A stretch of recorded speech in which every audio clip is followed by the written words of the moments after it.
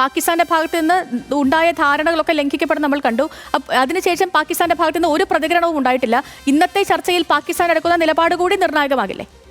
തീർച്ചയായിട്ടും ആവും. നിലപാട് നിർണായകമാകുമെന്ന് മാത്രമല്ല, അത് റിലയബിൾ ആകും എന്നുള്ളതാണ് മറ്റൊരു ചോദ്യം. കാരണം അവര് എടുക്കുന്ന നിലപാടിൽ ഇന്ത്യക്ക് ഇപ്പം ഞാൻ പറഞ്ഞില്ലേ, ഡിപ്ലോമാറ്റിക്കലി മുന്നോട്ട് നീങ്ങേണ്ടതിന്റെ പ്രധാനപ്പെട്ട ഒരു ആവശ്യം ഈ ടെററിസ്റ്റുകളെ കണ്ടെത്തുക എന്നുള്ളതാണ്. ഞാൻ ഇപ്പോഴും പറയുന്നു, അതുകൂടെ ചെയ്തു കഴിഞ്ഞാലാണ് പൂർണ്ണമായ വിജയം നമുക്ക് നേടാൻ പറ്റുള്ളൂ. അവിടെ പാകിസ്ഥാൻ നമ്മളെ ഏത് രീതിയിൽ സഹായിക്കുമോ അല്ലെങ്കിൽ സഹായിക്കാൻ ഒരു വാക്ക് തരുമോ എന്നുള്ളത് വളരെ ഇമ്പോർട്ടൻ്റ് ആണ്. അങ്ങനെ സഹായിച്ചാൽ മാത്രം ആ ടെററിസ്റ്റുകളെ ഇൻട്രോഗേറ്റ് ചെയ്ത് അവരുടെ കയ്യിൽ നിന്ന് ടെസ്റ്റിമോണി മേടിച്ച് അവരുടെ വെപ്പൺസ് ഉണ്ടെങ്കിൽ അതിലെ പരിശോധന നടത്തി അത് പാകിസ്ഥാന്റെ മിലിറ്ററി സ്റ്റോക്കിൽ നിന്നാണോ വന്നത്, പാകിസ്ഥാനിൽ ഒറിജിനേറ്റ് ചെയ്ത വെപ്പൺസ് ആണോ, അതേപോലെ ഇവരുടെ കോൾ ഇന്റർസെപ്ഷൻസ്, ചാറ്റ് ഹിസ്റ്ററി, അതേപോലെ ഫിനാൻഷ്യൽ ട്രാൻസാക്ഷൻ നടന്നിട്ടുണ്ടോ, പാകിസ്ഥാനുമായിട്ട് ബന്ധപ്പെട്ട് ഫണ്ടിങ് അല്ലെങ്കിൽ ISIയുടെ ഇന്റലിജൻസ് വർക്ക് എത്തിയിട്ടുണ്ടോ, ഇങ്ങനെയൊക്കെ കാണിക്കാൻ സാധിച്ചാൽ നമുക്ക് അത് അന്താരാഷ്ട്ര സംഘടനകളായിട്ടുള്ള യുണൈറ്റഡ് നേഷൻസിന്റെ മുന്നിലും ഫിനാൻഷ്യൽ ആക്ഷൻ ടാസ്ക് ഫോഴ്സിന് മുന്നിലും ഒരു മുസ്ലിം വേർഷൻ ഓഫ് യുണൈറ്റഡ് നേഷൻസ് എന്നറിയപ്പെടുന്ന OIC അല്ലെ ഓർഗനൈസേഷൻ ഓഫ് ഇസ്ലാമിക് കോപ്പറേഷന്റെ മുന്നിലും ഒക്കെ ഇന്ത്യക്ക് അവതരിപ്പിക്കാൻ സാധിച്ചാൽ അത് ഡിപ്ലോമാറ്റിക്കലി ഒരു വിജയമായിരിക്കും. കാരണം നാളെ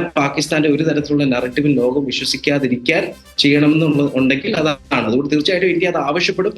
രണ്ട് കാര്യങ്ങളാണ് എനിക്ക് സംശയമുള്ളത്. പാകിസ്ഥാൻ TRF ആയിട്ടുള്ള ബന്ധം പോലും അവർ സമ്മതിക്കില്ല. അങ്ങനെയെങ്കിൽ അവർ തീവ്രവാദികൾ നമുക്ക് കൈമാറാൻ സമ്മതിക്കുമോ, അതിനുള്ള ഹെൽപ്പ് എന്തെങ്കിലും തരുമോ? രണ്ട്, ഈ സീസ് ഫയർ എത്ര നാൾ നിലനിൽക്കും എന്നുള്ള കാര്യത്തിൽ സംശയമുണ്ട്. പാകിസ്ഥാൻ അംഗീകരിച്ചാൽ പോലും, കാരണം ചരിത്രം വെച്ച് അവരെ വിശ്വസിക്കാൻ സാധിക്കാത്ത ഒരു രാജ്യമാണ് പോർച്ചുഗൽ.